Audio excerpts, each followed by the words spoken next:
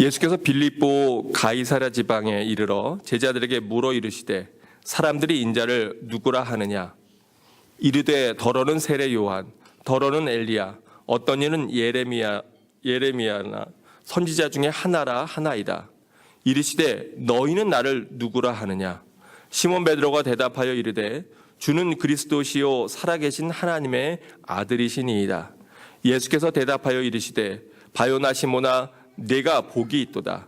이를 내게 알게 하니는 혈육이 아니요 하늘에 계신 내 아버지시니라. 또 내가 너희에게 이르노니 너는 베드로라. 내가 이 반석 위에 내 교회를 세우리니 음부의 권세가 이기지 못하리라. 내가 천국 열쇠를 내게 주리니 내가 땅에서 무엇이든지 매면 하늘에서도 매일 것이요 내가 땅에서 무엇이든지 풀면 하늘에서도 풀리리라 하시고 이에 제자들에게 경고하사 자기가 그리스도인 것을 아무에게도 이르지 말라 하시니라. 여러분, 오늘은 저희 교회가 창립 4주년이 되는 그러한 날입니다. 교회에 여러분 오늘 왜 나오셨습니까? 오늘 저는 교회란 무엇인가 이렇게 제목을 정했는데요. 오늘 여러분이 교회에 나온 이유는 뭡니까? 목사를 보기 위해서입니까? 아니면 가족들 손잡고 나들이 하신 겁니까? 교회에 나온 목적과 이유가 뭡니까? 왜 교회가 이 땅에 있을까요? 그리고 왜 우리는 함께 모여서 이렇게 모여 있을까요? 오늘 여러분 나오신 목적과 이유가 어디에 있어요? 뭐 하기 위해서 나오셨어요? 하나님을 예배하기 위해서. 네, 하나님을 예배하기 위해서 저희가 이 자리에 나와 있습니다. 그것이 첫 번째 목적이에요.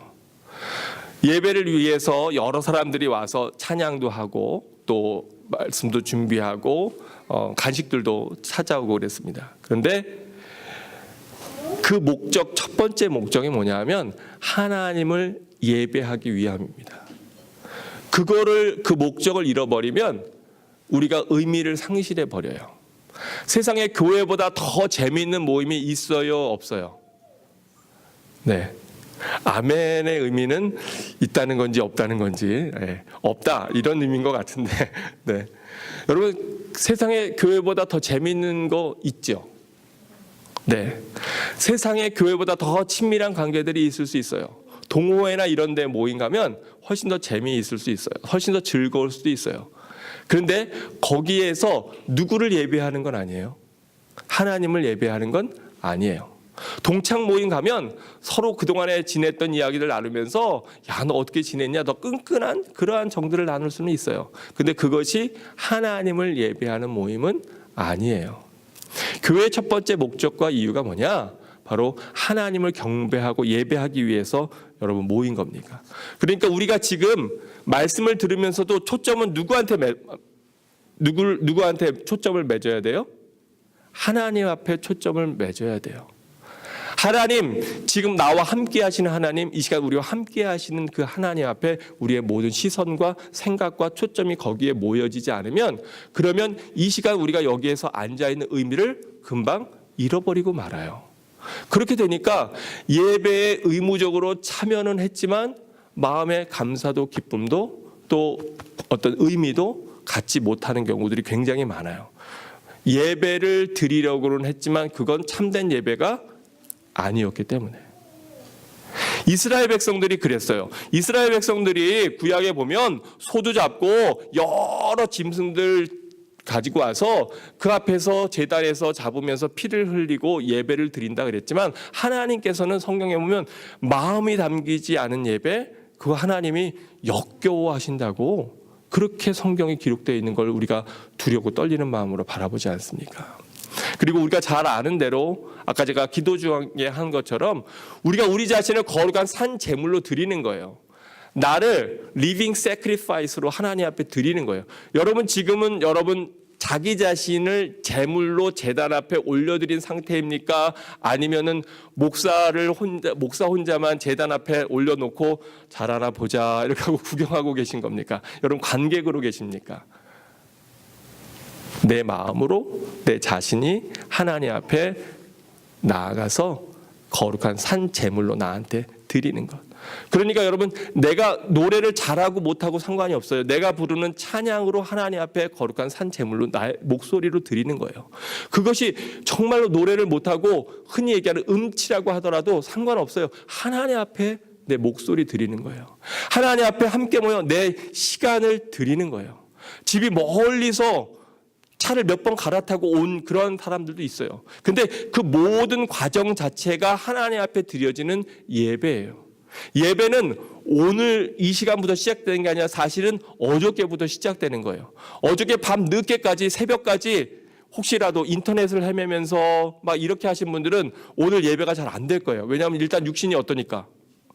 피곤하니까, 힘드니까. 그건 당연한 거예요. 충분히 잠을 자지 못했는데 예배가 잘 안 되죠. 그러면 하나님 앞에 진정한 예배를 드리기 위해서 우리가 한 주간을 준비하는 시간이 반드시 필요해요. 그러지 않으면 그 예배의 의미를 상실해버리고 말아요. 그래서 여러분, 달력 가운데 제일 첫 앞에 있는 요일이 어딥니까? 빨간색으로 되어 있는 거. 예, 모든 대부분의 달력에 보면 바로 주일이 제일 앞에 있어요. 왜냐하면 바로 이 예배부터 한 주간이 시작되는 거예요.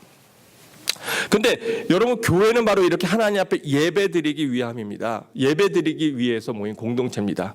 오늘 우리가 읽은 성경 말씀은 교회의 기초가 되는 그러한 말씀인데요. 첫 번째, 교회는 고백 공동체라고 하는 거예요.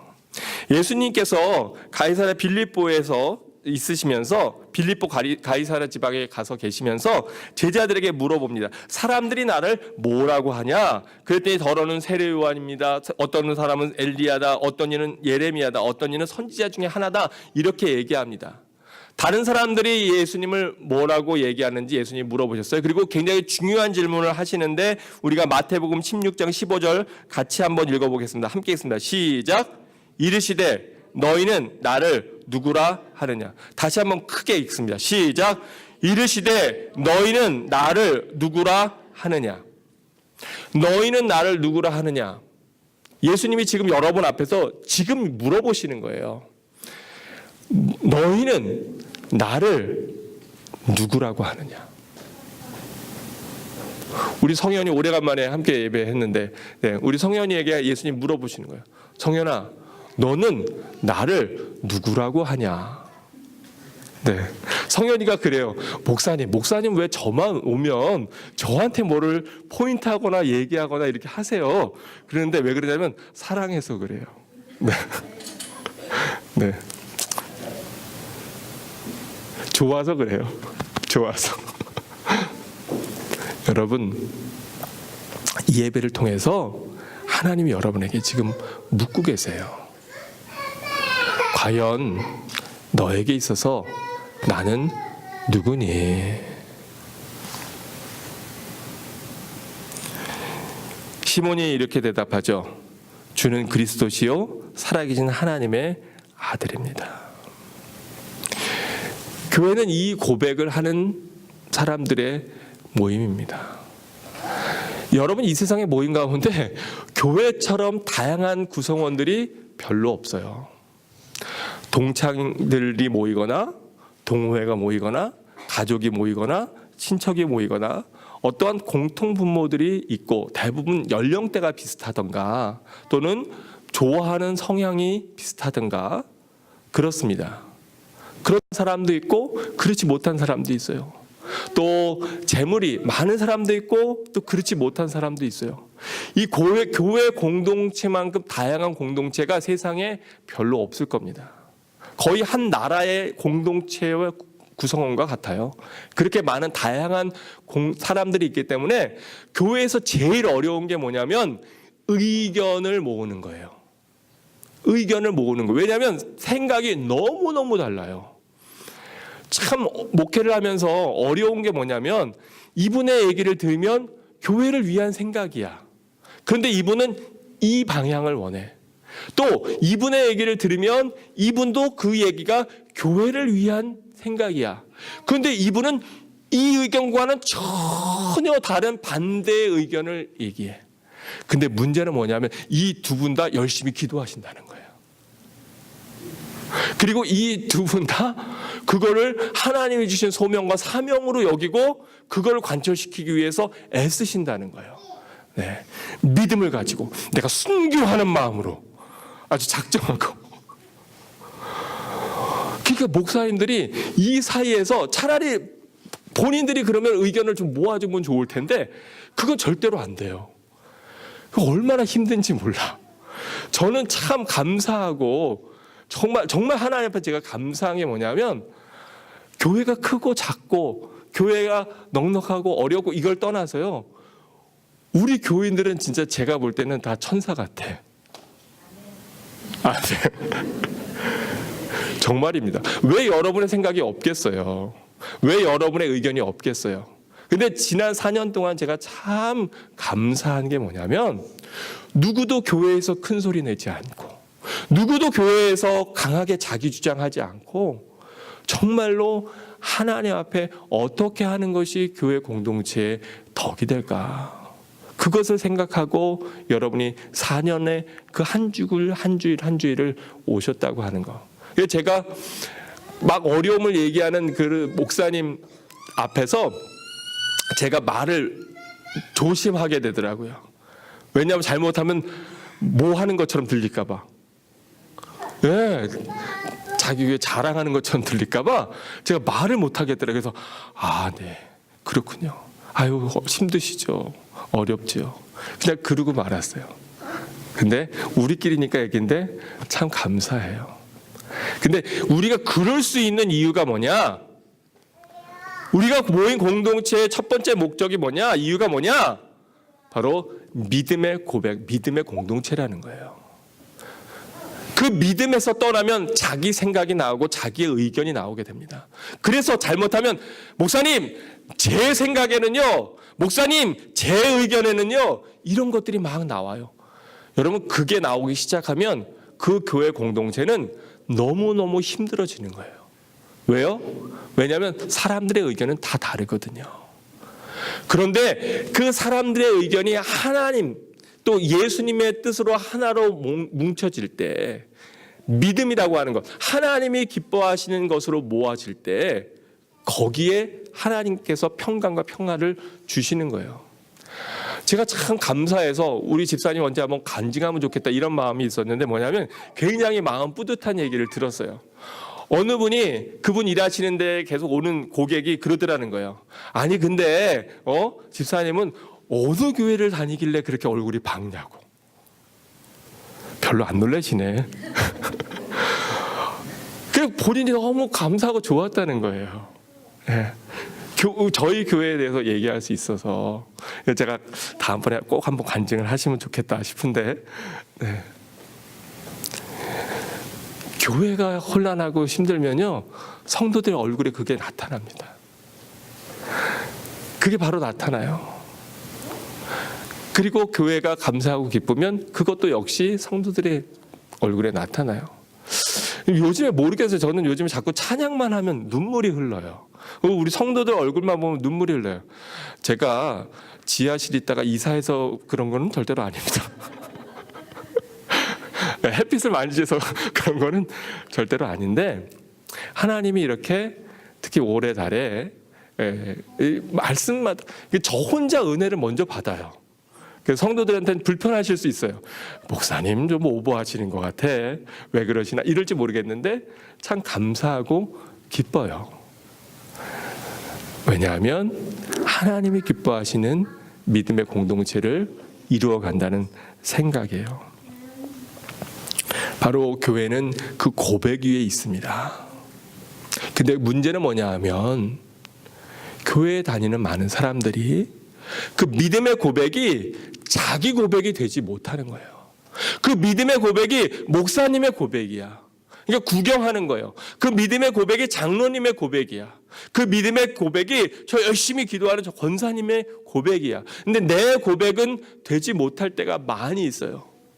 그냥 주님이 계신 거는 알겠고 하나님이 계신 것도 알겠고 나도 주님을 믿는 것 같기는 한데, 그렇긴 한데 이 마음에 주님이 안 계시다고 하는 걸 스스로 체험하는 거예요. 성령의 충만함을 느끼지 못하는 거예요. 왜 그럴까요? 왜 그럴까요? 결정적인 이유는 주님과 교제하지 않기 때문에 그래요. 같이 산다고 해서 같이 사는 게 절대로 아닙니다. 같이 산다고 해도 그것이 정말로 아름다운 행복한 가정을 이루는 것일 수도 있고요. 그냥 하숙생처럼 들어가서 밥 먹고 자고 다시 나가서 생활하는 그러한 가정일 수도 있어요. 관계가 서로 달라요. 왜 그래요? 서로 교제가 없기 때문에 그래요. 남편과 아내가 대화하지 않아요. 서로 바빠요. 서로 자기 일로 분주해요.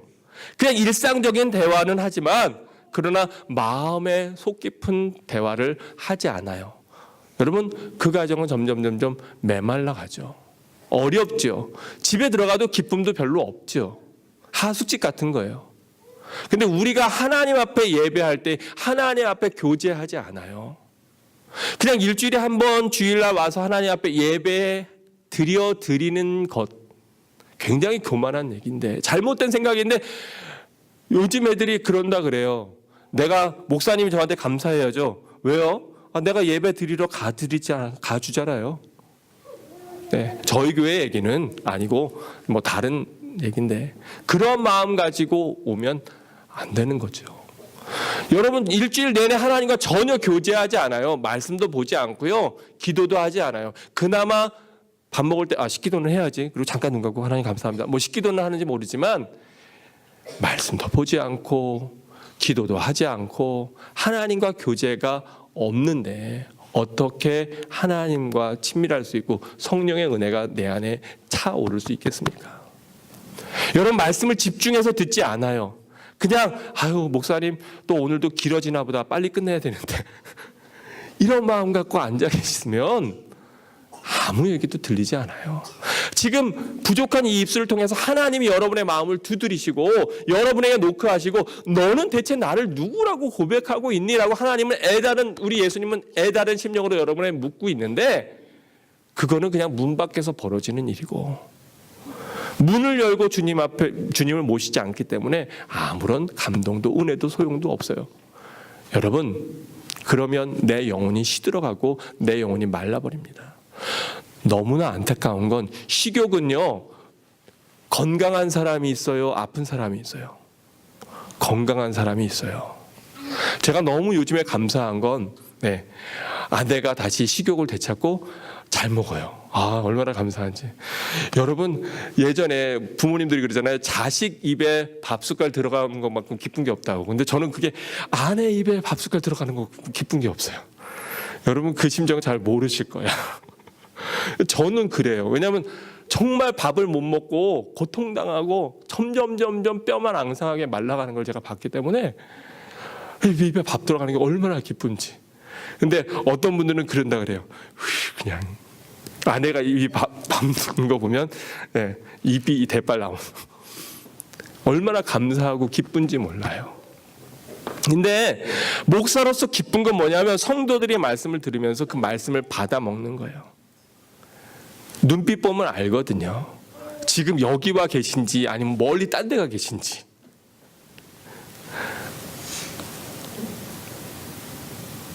하나님이 여러분에게 말씀으로 먹이고 공급하기 원해서 여러분 불러 모으신 거예요. 근데 많은 사람들이 뭐만 하고 음식에 뭐만 맡고 냄새만 맡고 뭐는 하지 않아요. 씹어 먹진 않아요. 그래서 제가 막 이렇게 오버하는 게 뭐냐 하면 여러분 좀 잘 씹어 먹으라고 애를 쓰는 거예요. 저희 주영이가 어릴 때 그렇게 밥을 안 먹었어요. 얼마나 밥을 안 먹는지 쟤한테 밥을 먹이려면 과자가 반찬이야. 그래서 밥을 넣고 나면 입에서 씹질 않아. 물고 있어. 그러니까 과자를 하나 먹이면 그거 가지고 과자 맛에 씹어 먹는 거예요. 그래서 밥 한 술 먹이고 과자 하나 넣고 밥 한 술 먹이고 과자 하나 넣고 이랬어요. 여러분, 제가 여러분에게 말씀을 전하는 것도 똑같아요. 하나님의 말씀을 전하면서 그것만 가지고는 딱딱하니까 다 주무시고 주님 만나러 가니까 그래서 오버하면서 밥 한 술 집어넣는 거예요. 여러분이 믿음이 더 성숙해지고 여러분이 말씀을 듣는 귀가 열리면 아마 좀 달라질 거예요. 근데 우리는 지금 아직 4살이라 그렇게 하는 건데, 그래서 우리 장로님들이나 권사님들은 죄송해요. 왜냐하면 저분들은 하나님의 말씀만 증거해도 은혜 받아. 근데 우리 교우들 가운데는 그렇지 못한 분들도 있거든요. 근데 여러분, 그 과자 맛이 아니라 여러분 하나님이 주시는 그 말씀을 떠 먹어야 돼요. 첫 번째, 교회는 무엇이다? 교회는 믿음의 공동체, 신앙의 고백 위에 세워져 있는 바로 고백 공동체다. 그게 내 고백이 되기를 주의 이름으로 축원합니다. 여러분의 입술로 정말 하나님은 살아계시구나, 정말 하나님은 나와 함께 하시구나, 정말 하나님은 지금도 우리 가정을 돌보시고 여기까지 인도하셨구나라고 그 고백을 하는 여러분이 되기를 주의 이름으로 축원합니다. 여러분, 그 고백을 하려면 여러분의 삶의 과정들을 돌아보시면 돼요. 그러면 그 고백이 절로 나올 수밖에 없어요. 저도 사실은 제가 감사한 건 올해가 제가 목수 안수 받은 지 20년 되는 해입니다. 벌써 그렇게 됐어요? 예, 그렇게 됐어요. 1999년에 3월 10일 날 제가 하나님 앞에 두렵고 떨리는 마음으로 목사 안수 받고, 그리고 필리핀의 시골 마을로 선교지로 나간 게 제 목회의 시작이었어요. 그리고 한국에서 필리핀으로, 필리핀에서 캐나다로, 캐나다에서 중국으로, 중국에서 다시 캐나다로 온 가족들을 이끌고 전 세계를 돌아다니면서 절반은 선교사로 절반은 목사로 살아가고 있는데, 올해가 20년이 되는 해인데요. 제가 20년 전에 목수 안수 받으면서 제가 캐나다에 와서 여러분과 함께 공동체를 이루어서 이렇게 목회할 줄 꿈에도 생각 못했습니다. 저뿐만 아니라 여러분들도 다 마찬가지일 거예요. 지금까지 삶의 여정 가운데 하나님이 인도하신 세밀한 하나님의 손길과 간섭하심과 이끌으심이 없었다면 지금 내 옆에 있는 이 사람이 내 짝이 되지도 않았을 것이고, 이 자녀가 나한테 태어나지도 않았을 것이고, 지금 내가 여기 앉아있지도 않을 겁니다. 그 모든 과정 가운데, 모든 만남 가운데 역사하신 하나님의 손길을 여러분 섭리를 바라보세요. 바로 그러면 하나님 앞에 감사의 고백을 드릴 수 있고, 하나님의 인도하심, 하나님을 경험하고 체험할 수 있을 것입니다. 두 번째로요, 교회는 누구의 것입니까? 교회는 주님의 것입니다. 왜 그래요? 오늘 본문에 보니까 예수님이 뭐라고 말씀하세요? 또 내가 내게 이르노니 너는 베드로라, 내가 이 반석 위에 누구 교회? 누구 교회요? 내 교회, 나의 교회를 세우리니. 하나님이 이 세상에 하나님이 직접 구성해 주시고 만들어 주신 공동체는 두 가지밖에 없어요.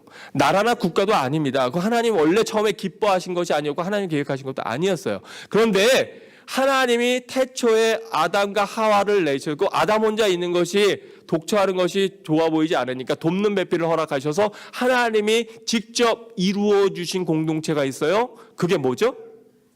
가정. 네, 오늘 우리 새 신랑 새 신부 왔는데 하나님이 직접 만들어주신 인류 최초의 공동체가 뭐냐면 가정이에요. 하나님이 직접 만들어주신 거예요. 하나님이 세우신 거예요. 그게 가정천국을 이루는 가정 되길 주의 이름으로 축원합니다. 진심으로 축복하며 축원합니다. 얼마나 행복하고 좋은 건지 몰라요. 그런데 그리고 또 하나님이, 또 주님께서 직접 세우신 공동체가 있어요. 가정과 그 다음에 또 다른 공동체가 뭐예요? 교회예요. 오늘 본문 말씀을, 오늘 마태복음 16장을 본문으로 택한 이유가 뭐냐 하면 바로 예수님이 직접 바로 너의 그 믿음의 고백 위에, 베드로 너의 그 반석이 뭐냐면 그 믿음의 고백이에요. 주는 그리스도시요 살아계신 하나님의 아들이라고 하는 고백. 그 당시에 이스라엘 사람들로서는 감히 할 수 없는 고백, 예수님이 메시아고 예수님이 하나님의 아들이시며 살아계신 그리스도라고 하는 이 고백, 그 믿음의 고백 위에 내 교회를 세우겠다.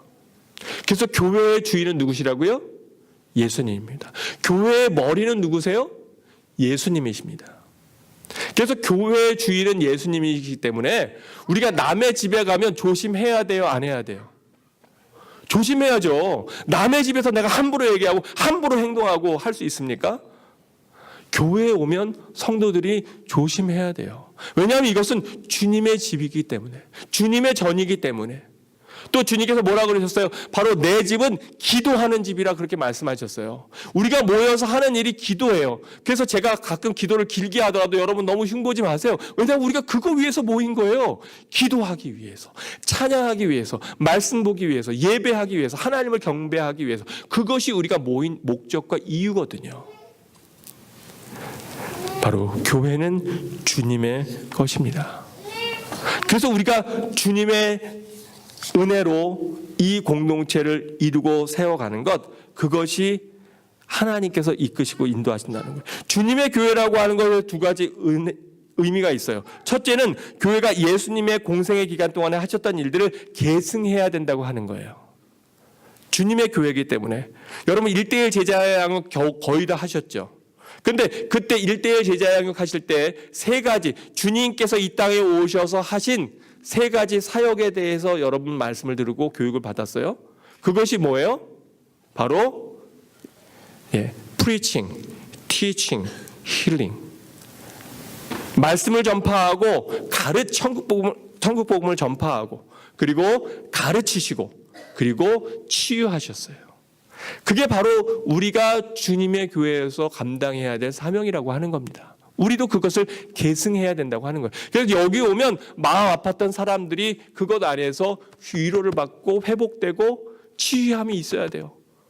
갈등이 있다가도 가족들하고 아침에 싸우고 왔어도 돌아갈 때는 여보 미안해, 내가 좀 심했던 것 같아, 이렇게 얘기하고, 미안하다 야, 아침에 그냥 안 일어나고 아빠가 그냥 속이 답답했는데 그래서 좀 세게 얘기했는데 그냥 그래도 너 함께 와줘서 너무 좋다, 고맙다. 치유함이 우리 안에 있어야 돼요. 여러분 이 회복됨이 없으면 얼마나 힘듭니까? 우리가 다툴 수 있어요. 갈등할 수 있어요. 그러나 교회 와서 바로 하나님의 말씀 가운데 자기 자신을 돌아보고, 그리고 말씀 가운데 회복되어지는 역사가 여러분 가정에, 여러분 삶 가운데 일어나길 주 이름으로 축원합니다. 그리고 말씀을 배워야 돼요. 가방 들고 그냥 덜렁덜렁 학교 다닌다고 배워지는 건 아닙니다. 귀를 기울이고, 그리고 우리 유이자매가 참 기특하고 이쁜 건 뭐냐면 열심히 적어요. 뭘 적는지는 모르겠어요. 제가 볼 땐 적을 것도 별로 없을 것 같은데 어쨌든 열심히 매주 적어요. 근데 그것이 저에게 큰 격려가 돼요. 뭐 그렇다고 여러분 다음 주부터 다 노트하고 펜을 준비해서 뭐 적으라. 근데 이게 적으면 여러분에게 훨씬 낫습니다. 왜냐 일단 덜 졸려요. 두 번째, 그래도 거기에서 건질 것들이 있어요. 나중에도 그거 보면 도움이 돼요. 근데 여러분 배워야 됩니다. 왜요? 예수님 수고하고 무거운 짐진자들아 다 내게로 오라, 내가 너희를 쉬게 하리라. 그러면서 하신 말씀이 뭐예요? 너희는 내게 와서 뭐 하라고요? 배우라. 왜요? 말씀을 배워야 우리가 살아나는 거예요. 말씀을 배울 때 기준이 생기는 거예요. 어떤 사람들은 이단에 빠집니다. 왜 이단에 빠지냐? 많은 경우에 이단에 빠지는 사람들의 특징이 뭐냐면 뜨거움은 있어요. 열심은 있어요. 열정은 있어요. 내가 정말로 하나님을 잘 섬겨야지, 은혜를 크게 받았어요.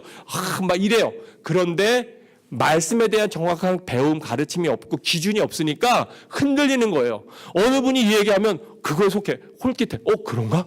어느 분이 저 얘기하면 그런가? 막 이렇게 흔들려요. 근데 왜냐하면 말씀의 기준이, 성경이 정확하게 가르치고 있는 것이 무엇인지 기준이 없으니까 이리저리 막 휩쓸리는 거예요. 그래서 딱딱하고 때로는 그것이 여러분에게 단단한 음식일지라도 여러분 씹어 먹으면서 배워야 돼요. 또 하나는 여러분이 말씀을 들어야 돼요. 믿음은 어디서 납니까? 들음에서 나요. 들음은 그리스도의 말씀으로 말미암는 거예요. 듣지 않으면 우리의 마음은요 점점 영적인 힘을 잃어버리고 맙니다. 여러분 교회에 나오지 않고 빠져보세요. 계속해서 빠질 일들이 계속 생깁니다. 근데 그때 빨리 결단하고 딱 끊고 하나님 앞에 나와야 돼요. 그러지 않으면 계속 그것이 길어지거든요. 바로 들음에서 믿음이 나는 것이기 때문에 우리가 말씀을 들어야 됩니다.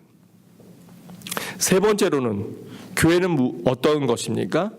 마태복음 16장 18절에 보니까 음부의 권세가 이기지 못하리라. 아멘입니까? 아멘. 제가 늘 강조하는 게 뭐냐면 우리 크리스찬들은 이미 승리한 사람들이에요. 이미 이긴 사람들이에요. 다만 뭐만 하지 않으면 돼요. 여러분 그 경기 결과는 이미 우리가 이겼어요. 근데 중간에 뭐만 안 하면 돼? 포기만 안 하면 돼. 기껏만 안 하면 돼. 왜냐하면 그 승리를 누가 약속하셨어요? 네, 성경에서 우리 주님께서 이미 약속하셨어요. 내가 세상을 이기었노라. 바로 너희도 그 믿음 가지고 세상을 이긴다고 성경이 우리에게 분명히 가르치고 약속하고 있는 거고, 오늘도 우리에게 주시는 말씀이 뭐예요? 음부의 권세가 우리보다 더 세요, 안 세요? 훨씬 세요. 음부의 권세가 악한 사탄 마귀가 우리보다 더 똑똑할까요? 안 똑똑할까요? 똑똑해요. 얼마나 똑똑한지요? 내가 이 사람한테 무슨 얘기하면 이 사람이 팍 하고 화가 열받을지 우리는 너무나 잘 알아요. 사단이요, 그런 지혜는요, 기가 막히게 줘요. 그래갖고 내 마음이 불편하고 화나잖아요. 그러면 이 사람이 내가 뭐로 공격하면은 확 열받을지, 내가 그 부모 친정에 대해서 얘기하면 열받을지, 아니면은 월급 제대로 돈 별로 못 벌어다고 주는 거로 내가 얘기하면 열받을지, 저 옆집 남자하고 비교하면 열받을지 잘 알아요. 그런 지혜는 사단이 얼마나 기가 막히게 주는지. 그런 것들이 날마다 우리한테 공격하잖아요. 근데 그때 그가 그것을 극복하고 이길 수 있는 방법은 뭐냐면 하나님의 말씀 보는 거예요. 하나님, 남의 눈에 있는 티끌 보지 말고 네 눈에 있는 들보를 봐라. 비판하는 자는 바로 그 비판함으로 하나님 앞에 책망받을 거다. 1만 달란트 빚진 자가 탕감 받아놓고 자기한테 그저 몇 대나리온 빚진 사람, 그 사람 용서하지 못하면 나도 너희를 용서하지 않겠다. 형제 보고 라가라 하는 자마다, 라가가 뭐예요? 이런 바보 멍충이. 자기 형제 보고 바보라고 얘기하는 자마다 다 지옥불에 던져질 거다. 무서운 말씀이지만 그 말씀을 통해서 우리가 우리 자신을 다시 점검하지 않으면 우리가 지거든요. 근데 교회에서 바로 그런 말씀을 듣고, 때로는 그것이 듣기 거북하고 힘든 것일지라도 바로 그 말씀 듣고서 우리가 다시 살아나는 거예요. 그거 없어 보세요. 여러분의 일터가, 여러분의 가정이, 여러분의 삶의 현장들이요, 전쟁터도 그런 전쟁터가 없어요. 왜요? 내 마음에 하나님의 말씀의 물줄기가 흐르지 않기 때문에. 음부의 권세가 이기지 못합니다. 사단은 뭐 커요. 우리 앞에 다가오는 문제는 항상 우리보다 커요. 나보다 크니까 문제가 되죠. 그런데 중요한 건 뭐냐면 우리는 자꾸 믿음이 없으면요, 그 문제하고 누구를 비교한다고요? 그 문제의 사이즈와 나를 비교해요. 그 문제는 100억이 필요한데 나는 1억도 없어. 해결 안 돼요. 그 문제는 아주 힘센 건강이 필요한데 나는 병약해. 해결 못 해요. 그 문제는 너무나 갈등이 심해요. 내가 어떻게 할 수 없어요. 나는 해결 못 해요. 그 문제는 항상 나보다 훨씬 커요. 내 앞에 다가오는 시험은 내 능력이나 내 지혜보다, 내 똑똑함보다 훨씬 커요. 내가 감당 못 해요. 그런데 믿음의 눈은 그 문제와 누구를 비교하게 하는 거예요? 내가 아니라 내 안에 계신 하나님과 그 문제를 비교하면 하나님이 커요, 문제가 커요? 하나님이 훨씬 크세요. 하나님이 훨씬 크세요. 그래서 하나님이 믿음의 눈으로 그 문제를 이길 수 있도록 은혜 허락하시는 거예요. 여러분 믿으십니까? 음부의 권세가 여러분이 갖고 있는 그 문제로 인하여서 여러분, 음부의 권세, 여러분이 갖고 있는 문제가 하나님보다 크지 않습니다. 여러분이 어떠한 상황에 있든지 간에 그 아픔과 어려움과 고통이 하나님보다 크지 않습니다. 여러분 그것에 침몰되면 안 됩니다. 사단은 어떻게든 그 가정을 깨고 분열하고 그 공동체를 무너뜨리고 끄집어 내리려고 해요. 그런데 음부의 권세가 이기지 못하리라. 믿으십니까? 아멘. 왜 그렇습니까? 왜요? 바로 우리 주님께서 교회에 천국 열쇠를 주셨기 때문에 그래요. 마태복음 16장 보면 이렇게 얘기합니다. 내가 천국 열쇠를 내게 주리니 내가 땅에서 무엇이든지 매면 하늘에서도 매일 것이요 내가 땅에서 무엇이든지 풀면 하늘에서도 풀리리라. 우리가 이 땅에서 행하는 그대로 하나님 나라에서도 열매 맺기도 하고, 우리가 이 땅에서 죄악 가운데 행하는 그 모든 것도 역시 하나님 다 보셔요. 성경 말씀에 뭐라고 말씀합니까? 바로 내가 내 행위대로 심판하겠다. 너의 삶의 모습대로 심판하겠다. 성경에 말씀하시는데요. 여러분, 하나님이 우리가 감사한 것은요, 하늘 문을 여는 열쇠를 우리에게 주셨다는 거예요. 교회가 바로 그 열쇠가 되는 거예요. 그 문이 되는 거예요. 하늘 문으로 들어가는 연결 공간이 되는 거예요. 여러분, 문은 공간과 공간을 연결해 주기도 하고요, 또 공간과 공간의 경계가 되기도 합니다. 하나님과 우리 사이에 문이 있는데, 천국 문이 있는데 그 문은 굳게 닫혀 있어요. 그런데 예수님께서 바로 이 문을 여는 열쇠를 주셨는데, 그 열쇠가 뭐예요? 바로 예수 그리스도라고 하는 주님의 이름이 바로 그 열쇠예요. 우리가 그 열쇠로 우리가 하나님 앞에 나아가는 겁니다. 세상 공간에서 천국으로 들어가는 바로 입구, 그것이, 그 열쇠가 바로 교회이고 우리 주님이라고 하는 거예요. 영생의 공간으로 들어가는 열쇠, 그것이 하나님 주신 천국 열쇠. 그래서 여러분, 우리가 이 땅에서 그 사람을, 하나님이 아브라함에게 뭐라 그래요? 너를 저주하는 자를 내가 저주하겠고 너를 축복하는 자를 너를 축복하리라. 그래서 우리가 이 땅에서 해야 될 일은 뭐냐면 저주하는 것이 아니라 뭐 해야 되는 거예요? 축복해야 돼요. 목회자들한테도 성경에 보니까 예수님이 뭐라 그래요? 너희가 어느 집에 가거든 다 그 집을 뭐 해라? 축복해라. 그런데 그 집이 속된 말로 죄송합니다만 생활이나 여러 가지가 개차반이야. 표현이 거칠어도 죄송합니다. 과자를 하나 먹이더라고. 그런데 그래요? 그러면 그 복이 어디로 간다고요? 나에게 다시 돌아온다. 나에게 다시 돌아온다. 행악자를 보고 불평하지 말아라. 왜냐하면 하나님이 다 보고 계신다. 하나님이 다 판단하신다. 아내가 또는 남편이 자식이 네 마음을 아프게 하고 속상하게 하고 괴롭힌다고 저주하지 마라. 축복해라. 왜요? 하나님이 다 아셔. 하나님이 다 보셔. 그리고 나는 그 사람을 축복하는 거예요. 축복하는 거예요. 왜 하나님이 그렇게 가르치세요? 아내가 남편이 아무리 힘들게 해도 축복해라. 축복해라. 네 손에 피 묻히지 마라. 네 원수가 너한테 악하게 해도 축복해라. 그러면 그 축복이 그 사람 머리에 숯불을 올려놓는 것과 같다. 여러분, 복수도 그렇게 통쾌한 복수가 어디 있어요? 그 상대방 머리에 숯불을 올려보세요. 얼마나 뜨겁겠어요. 근데 축복하고 기도하는 것, 바로 그게 하나님 기뻐하시는 방법이라는 거예요. 교회가 뭡니까? 믿음의 공동체입니다. 교회가 뭡니까? 바로 교회는 이렇게 하나님 앞에 말씀으로 나아가는 그러한 주님의 것입니다. 주님의 몸된 것입니다. 교회는 어떤 것입니까? 음부의 권세를 이기는 것입니다. 교회는 어떤 것입니까? 바로 하나님 나라로 들어가는 천국 열쇠를 쥐고 있는 통로입니다. 여러분, 하나님 앞에 예배하는 이 한순간, 이 시간이 너무너무 소중합니다. 왜냐하면 하나님과 연결되어 있는 콘택트 포인트거든요. 여러분, 이 콘택트 포인트, 바로 주님 만나는 이 시간에 진정으로 예배 통해서 우리 하나님 만나는 여러분 모두가 되시기를 주의 이름으로 축원합니다. 기도하겠습니다.